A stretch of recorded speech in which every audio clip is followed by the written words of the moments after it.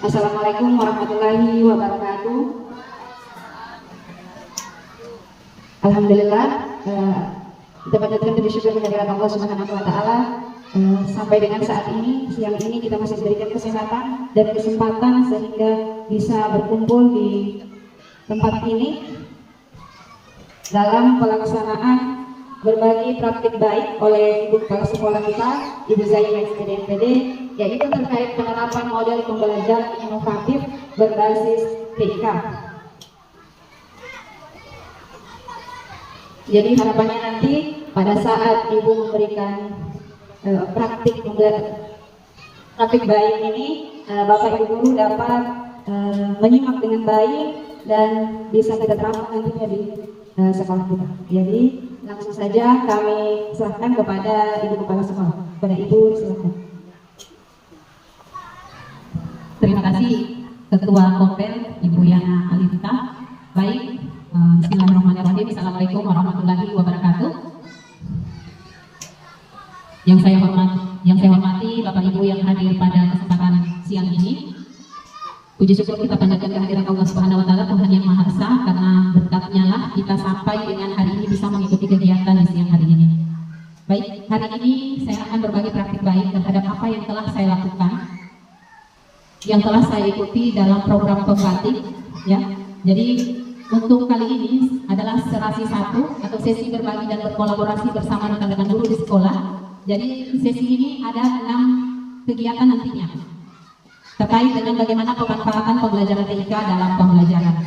Nah, untuk serasi 1 ini saya mengangkat, saya berbagi praktik baik terhadap apa yang telah saya lakukan, yaitu penerapan model pembelajaran inovatif berbasis TIK, yang mana saya menggunakan MPI. MPI itu adalah multimedia pembelajaran interaktif dengan judul Bermain, Belajar Pemanfaatan Energi.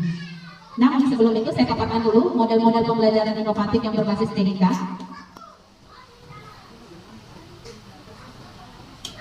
Ya, ini profil saya. Jadi inilah yang melatar belakangi kegiatan kita hari ini. Salah satu bentuk tugas dari pembatik level 4 adalah berbagi dan berkolaborasi bersama dengan rekan-rekan guru, baik komunitas sekolah maupun antar sekolah. Jadi seorang guru itu adalah orang yang berani mengajar dengan tidak berhenti belajar. Begitupun dengan saya. Motivasi saya mengikuti pembatik adalah harapannya Bapak Ibu semua bisa mengambil apa yang telah saya dapatkan, kemudian saya tularkan kepada Bapak Ibu, minimal Bapak Ibu bisa implementasikan ke dalam kelasnya masing-masing. Itu harapan terbesar saya. Motivasi saya itu ingin masuk ke situ itu karena, dan alhamdulillah sampai di titik level 4 ini memang tidak mudah. Dan itu merupakan tantangan luar biasa bagi saya.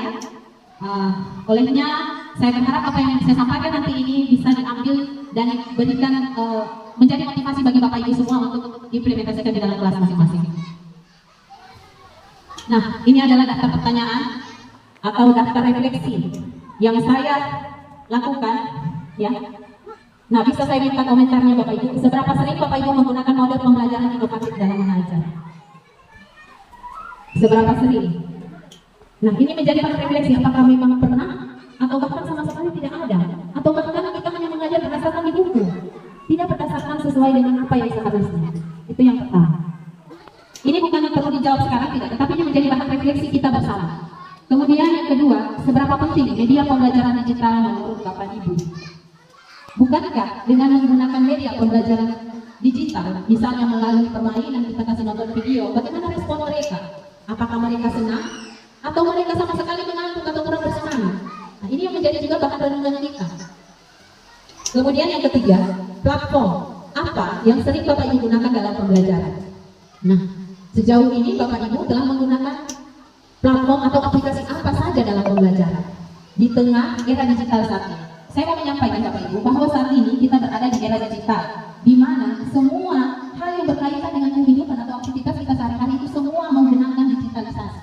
Kita mau lihat rapor sekolah, itu juga ada aplikasi rapor sekolah. Kita mau belanja, itu ada di atas namanya. Kita mau lihat capaian murid, ada yang namanya untuk mengukur capaian murid, ada yang namanya AKM. Jadi semua mau tidak mau, suka atau tidak suka, kita harus beradaptasi dan mulai pelan-pelan menggunakan atau menerapkan model pembelajaran inovatif ini. Gitu. Kemudian Penerapan model pembelajaran inovatif berbasis digital menurut Ki Hajar Dewantara adalah bertujuan untuk menuntun segala kodrat yang ada pada diri anak agar mencapai kebahagiaan dan keselamatan yang setinggi-tingginya. Salah satunya adalah mengakomodir hal tersebut dengan menerapkan model-model pembelajaran yang memanfaatkan sumber belajar digital. Jadi mau tidak mau seperti yang saya sampaikan tadi, kita mulai pelan-pelan. Kita punya aset Bapak Ibu, kita punya Chromebook, kita punya laptop, kita punya jaringan WiFi, dan kita punya program-program yang bisa kita kembangkan di sekolah ini. Nah, kemudian untuk terkait dengan model-model pembelajaran inovatif berbasis digital, itu ada yang namanya model pembelajaran game-based learning. Jadi melalui permainan, anak-anak dilihat kreativitasnya dan aktivitasnya di dalam kelas. Kemudian ada yang namanya problem based learning. Problem based learning dengan memberikan permasalahan kepada murid. Mereka mencari solusi atas permasalahan tersebut yang erat kaitannya dengan kehidupan sehari-hari. Kemudian model pembelajaran discovery inquiry learning. Nah, ini nanti kita jadi semuanya. Kemudian yang terakhir station learning. Jadi semua model ini adalah di mana guru atau kita ini bertindak sebagai fasilitator, hanya memfasilitasi anak-anak kita dalam belajar. Nah, untuk fokus saya di berbagi praktik baik kali ini adalah saya memilih model pembelajaran problem based learning berbasis digital. Jadi apa itu? Jadi apa yang melatar belakangi saya mengambil atau memilih model pembelajaran problem based learning berbasis digital ini? Yang pertama, PBL ini memberikan kesempatan kepada guru untuk menciptakan lingkungan pembelajaran yang sesuai dengan permasalahan dan nyata untuk murid. Apalagi materi yang saya bawakan kemarin itu kan fotosintesis. Fotosintesis itu adalah proses yang namanya proses makanan pada tumbuhan. Nah, permasalahan apa yang saya berikan di situ? Ketika sudah selesai pendahuluan, saya berikan mereka motivasi, saya tanya kesiapan belajar murid, mereka saya sampaikan permasalahan. Hewan dan manusia ketika mencari makan itu bergerak atau berpindah tempat. Tetapi pada tumbuhan, apakah mereka melakukan hal yang sama? Apakah mereka bergerak atau berpindah tempat? Kan tidak. Kalau pada manusia dan hewan itu punya mulut, tetapi pada tumbuhan, apakah tumbuhan punya mulut? Ini adalah salah satu bentuk permasalahan yang perlu kita lemparkan atau kita berikan kepada murid supaya mengajak murid itu bisa berpikir kritis, bernalar kritis, seperti itu. Jadi harapannya PBL ini dapat membangun atau menumbuhkan kreativitas kolaborasi antar murid. Kemudian selanjutnya materi IPA erat kaitannya dengan peristiwa alam. Dan kemudian adanya perkembangan teknologi digital dan difasilitasi oleh aset sekolah yaitu Chromebook, laptop, dan jaringan. Kemudian untuk tantangannya sendiri, ini ada tantangannya.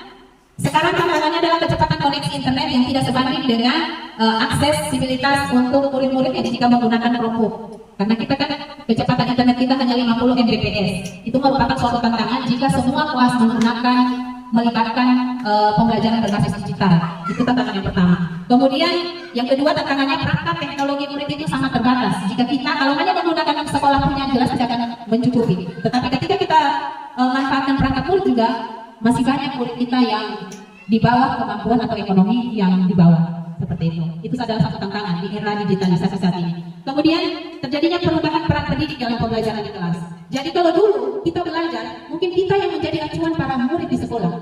Tetapi saat ini belajar tidak seperti itu lagi. Kita bukan mengisi anak itu, tetapi bagaimana mengembangkan anak itu supaya lebih terarah, lebih kita membimbing. Bukan lagi mengisi tanpa tahu seberapa jauh pemahamannya mereka. Jadi adanya pergeseran. Jadi guru tugasnya memfasilitasi. Guru bukan hanya salah satu sumber belajar, tetapi mereka bisa belajar dari mana saja. Mereka bisa belajar cari sumber informasi itu dari YouTube, dari TikTok, dari media-media atau platform-platform digital yang sekarang sudah marak beredar. Itu tantangannya kita. Kemudian, nah, untuk tahapan pembelajaran program based learning sendiri, ini ada 5. Ada 5. Yang pertama, orientasi siswa kepada masalah. Seperti yang saya bilang tadi setelah kita mengkoordinasi atau mengorientasi murid, kita memberikan masalah kepada mereka. Kemudian yang kedua, mengorganisasikan siswa untuk belajar. Nah, mengorganisasikan siswa untuk belajar di sini, guru bisa menyediakan fasilitas pembelajaran baik berupa video pembelajaran maupun berupa tayangan atau paparan kalau saya menggunakan Canva. Seperti itu. Jadi kemarin kan kita sudah belajar bagaimana membuat materi di Canva. Nah, itu bisa kita gunakan. Kemudian setelah kita menyiapkan itu, kita membimbing penyelidikan. Nanti untuk 5 tahapan ini saya akan tampilkan video saya bagaimana implementasi pembelajaran PBL ini di dalam kelas.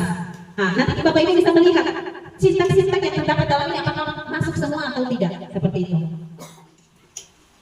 Kemudian ini aksi saya. Nah, untuk proses pembelajaran PBL ini orientasi siswa kepada masalah. Nah, ini masalahnya. Kucing ini sepertinya lapar. Kalau tumbuhan bisa merasa lapar atau tidak ya? Kemudian benar juga ya, bagaimana cara tumbuhan mendapatkan makanannya? Tumbuhan kan tidak punya mulut. Nah, ini adalah salah satu masalah yang harus dicari solusinya oleh siswa kita. Bagaimana kita bisa menjelaskan tumbuhan itu makan, tumbuhan itu bisa bertumbuh, bagaimana prosesnya? Nah, kita tidak bisa. Nah, proses inilah yang kita gunakan dengan melibatkan proses pembelajaran problem based learning ini. Kemudian untuk urutan yang kedua itu organisasi siswa untuk belajar. Nah, di sini saya menggunakan platform YouTube di mana saya mengambil video pembelajaran terkait dengan fotosintesis. Kemudian saya menyiapkan paparan, memberikan tujuan pembelajaran, aktivitas yang saya lakukan di dalam kelas semua saya gunakan melalui Canva. Dan terakhir adalah ini quizzes. Quizzes ini adalah untuk mengukur sejauh mana kemampuan murid dalam kegiatan proses pembelajaran. Kemudian yang ketiga, membimbing penyelidikan individual atau kelompok. Di sini saya menggunakan modul ajar ini saya buat melalui Canva juga. LKPD juga dari Canva. Jadi luar biasa, Canva ini sudah sangat membantu para Bapak Ibu guru untuk bagaimana bisa memfasilitasi kita untuk bisa membuat bahan ajar yang lebih menarik. Jadi sangat disayangkan jika kita tidak bisa memanfaatkan Canva ini dengan baik atau aplikasi platform digital lain dengan baik. Karena ini sangat banyak sekali fitur-fitur yang bisa dieksplor untuk kemajuan pembelajaran kita di kelas. Nah, kemudian menyajikan hasil karya, itu yang urutan sintak yang keempat. Di sini saya menampilkan paparan laporan eksperimen proses fotosintesis pada domain sikap gotong royong dan bernalar kritis. Jadi Bapak Ibu, dengan adanya digitalisasi ini atau menggunakan platform pembelajaran yang berbasis digital, tidak serta-merta peran guru bisa digantikan oleh teknologi. Guru yang tidak menggunakan teknologi akan digantikan oleh guru yang menggunakan teknologi. Karena sekarang mau tidak mau proses pembelajaran itu, tetapi peran guru tidak akan bisa digantikan oleh teknologi. Jadi apa peran kita saat ini? Kita saat ini berperan sebagai fasilitator dalam pembelajaran dengan memanfaatkan platform-platform tadi. Kemudian yang kelima, menganalisis dan mengevaluasi proses pemecahan masalah. Di sini kita guru bersama-sama murid melakukan refleksi pembelajaran. Apa yang telah mereka pahami, sejauh mana yang mereka pahami, dan bagaimana perasaan mereka setelah mereka belajar pada hari itu. Ini perlu sebagai umpan balik atau tindak lanjut dari proses pembelajaran yang telah kita lakukan. Nah, ini saya mau perlihatkan 5 sintaks tadi ada tidak di dalam proses pembelajaran yang saya lakukan. Ada.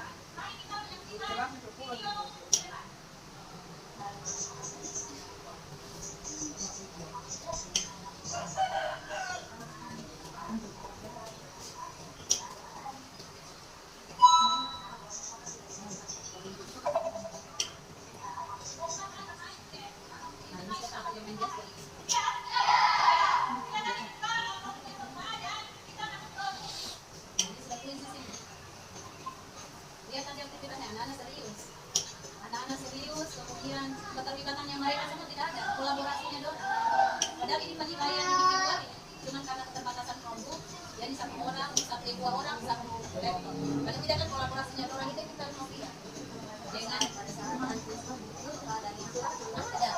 kita dorong masuk ini izin, kita buatkan sekali.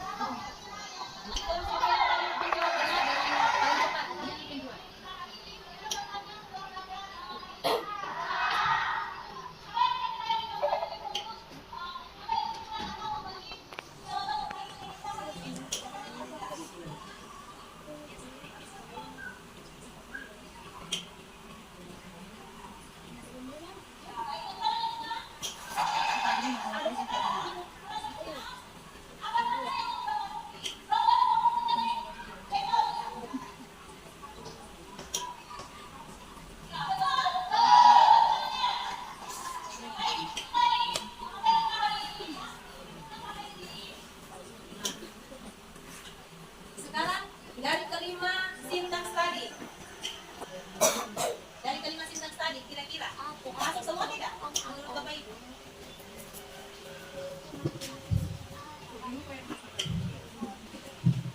Jadi, nah ini sintaksnya. Nah ini. Nah, seperti yang pertama itu orientasi siswa kepada masalah. Siswa diberikan masalah, kemudian mengorganisasikan siswa untuk belajar. Jadi kita bahan ajar yang sudah kita siapkan itu kita berikan kepada murid.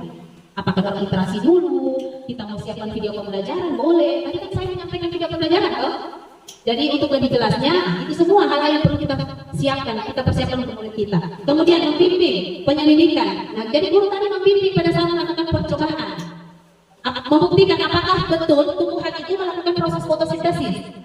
Nah, ternyata mereka mendapatkan jawaban bahwa setelah itu daun tadi yang diisi air, dijemur di sinar matahari, ternyata 10 menit dari situ ada gelembung-gelembung di dalam air itu. Nah, itu membuktikan bahwa proses fotosintesis terjadi. Jadi konsep inilah yang perlu kita tanamkan kepada murid kita, anak kita. Jadi bukan hanya sekedar kasih buku, mereka catat, tetapi pemahamannya seperti apa kita tidak tahu. Kalau dengan memberikan aktivitas pembelajaran yang seperti ini, yang melibatkan aplikasi digital, tentunya lebih menarik. Keterlibatan anak-anak juga lebih aktif. Kita mau mengukur aspek P5-nya itu, gotong royong dan bernalar kritisnya semua dapat. Jadi tidak ada itu anak-anak yang keluar sementara belajar karena memang bosan. Nah, kita guru inilah yang menciptakan suasana nyaman anak-anak dalam belajar di dalam kelas. Itu maksudnya saya.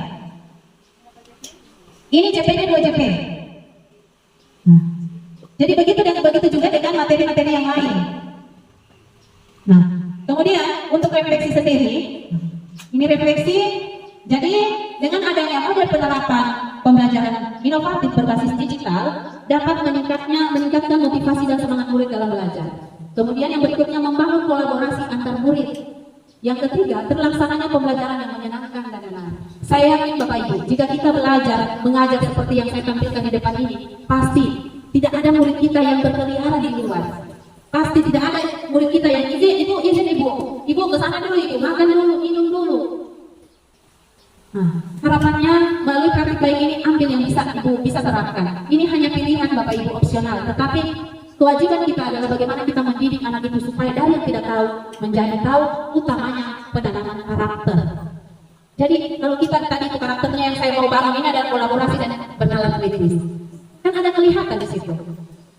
Jadi tidak ada yang namanya kita ini copy paste dari dari internet. Saya harapkan seperti itu. Saya motivasi saya ikut yang seperti begini adalah supaya memberikan Bapak Ibu kita bisa berkolaborasi bersama-sama. Bagaimana murid-murid kita yang jumlahnya 300 ini semua terakomodir, semua betul-betul kita maksimalkan itu potensinya mereka. Itu. Kemudian selain itu, ya kalau tadi itu pembatik level 2, kami jadi di tahapan pembatik itu ada 4 tahapan. Yang pertama tahap belajar, kami belajar secara mandiri, termasuk saya. Kami diberikan modul, kami merangkum, meringkas apa yang kami pahami, di situ. Kemudian tahapan kedua, kami implementasikan apa yang telah kami pelajari. Setelah kami belajar, oh pembelajaran ini, oh saya mau menerapkan materi ini. Nah itulah. Kemudian lolos tahap 2, lanjut ke level 3. Level 3 itu tahapan kreasi. Nah ini adalah tahapan kreasi ini saya memilih multimedia pembelajaran interaktif. Jadi kami bikin aplikasi Bapak Ibu. Kami bikin aplikasi pembelajaran yang mana membuat bahan ajar.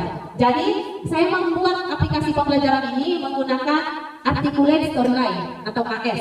Ada yang menggunakan SAC, ada yang menggunakan Genially, ada yang menggunakan Inspiring, boleh, yang mana suka. Boleh menggunakan Canva juga boleh. Tetapi saya ingin mencoba hal yang baru. Kalau kemarin saya sudah mengeksplor Canva, saya menggunakan hal yang lain. Jadi saya menggunakan Articulate Storyline.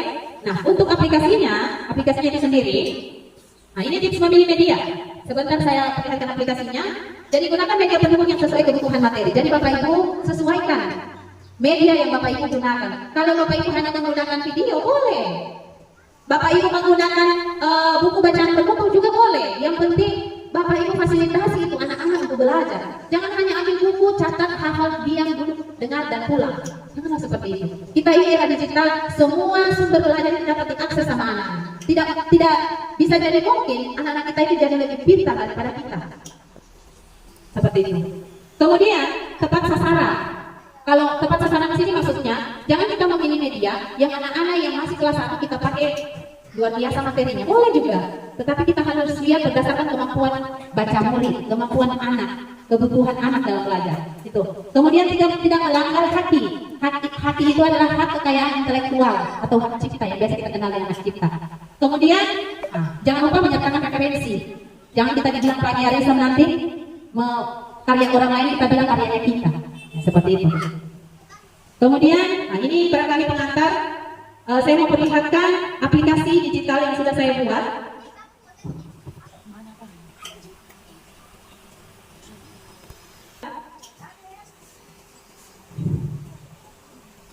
Ini tidak muncul suaranya. Tetapi kalau di selepas ini pasti muncul suaranya. Jadi aplikasi ini yang namanya bermain. Bermain ini belajar pemanfaatan energi. Nah, aplikasi ini ketika kita mau pakai, kita harus masuk di dalam. Masuk di dalam, kita klik nama, kemudian nama sekolah. Kemudian baru kita start.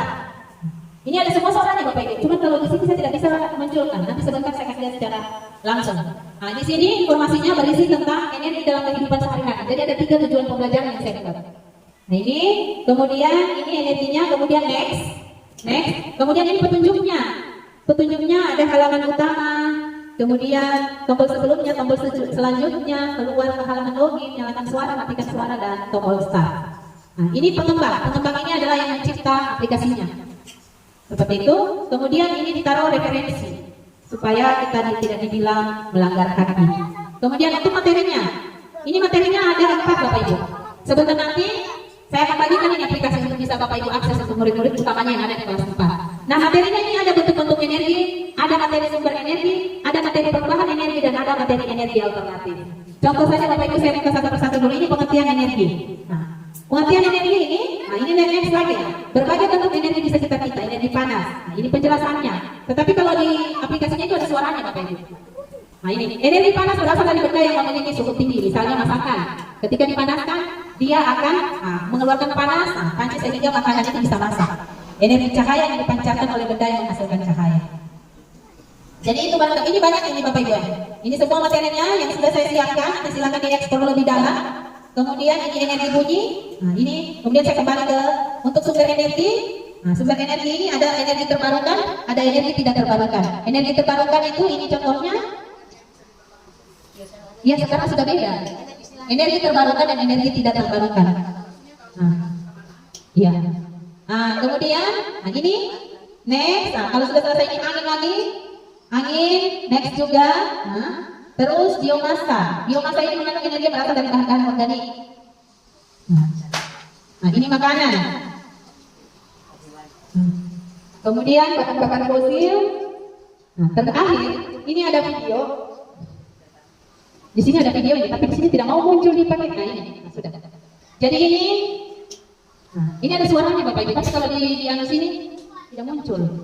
Jadi di aplikasi ini kita bisa memasukkan video, memasukkan suara, kita juga bisa membuat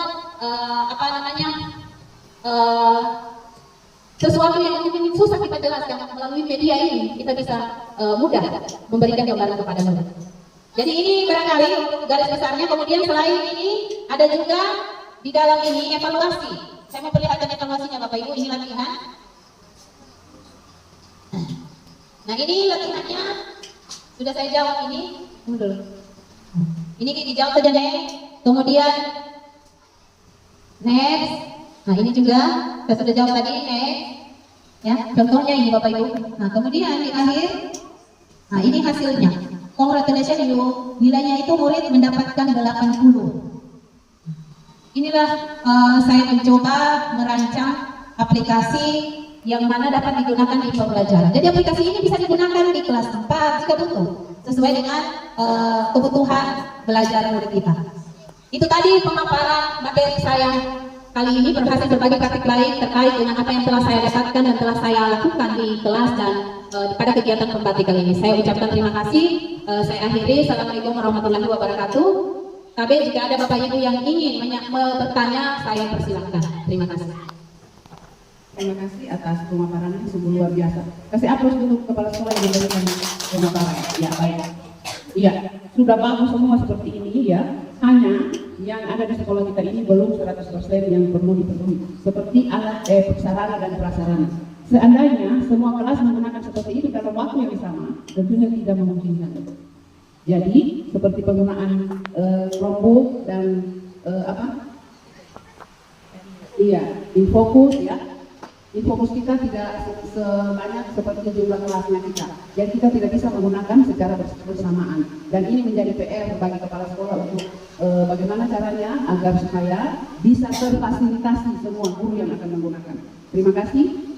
Demikian bukan pertanyaan, ini maksudnya memberikan masukan. Ya, masukan. Assalamualaikum warahmatullahi wabarakatuh. Terima kasih atas kesempatan yang diberikan kepada saya. Tadi saya lihat itu memang sudah bagus sekali di sekolah. Cuma yang kendalanya saya ini kalau kelas 1 kami menggunakan aplikasi seperti itu kayaknya belum bisa. Hanya kalau bisa, kalau memang bisa, kami ingin minta saran bagaimana caranya kami menggunakan aplikasi seperti itu.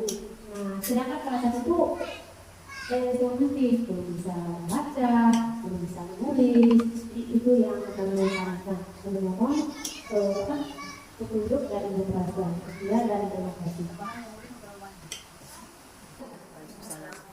Setelah melihat pemaparan di kepala sekolah tadi, ya memang sangat bagus. Ya cuma di sini tadi saya melihat dalam pembelajaran itu ada menggunakan game. Yang saya di kelas ke situ, bagaimana cara menekan sampai yang bisa diajarkan cara membuat diri supaya tahu aku mau memakai HP, ya kami tidak bisa membuat seperti itu.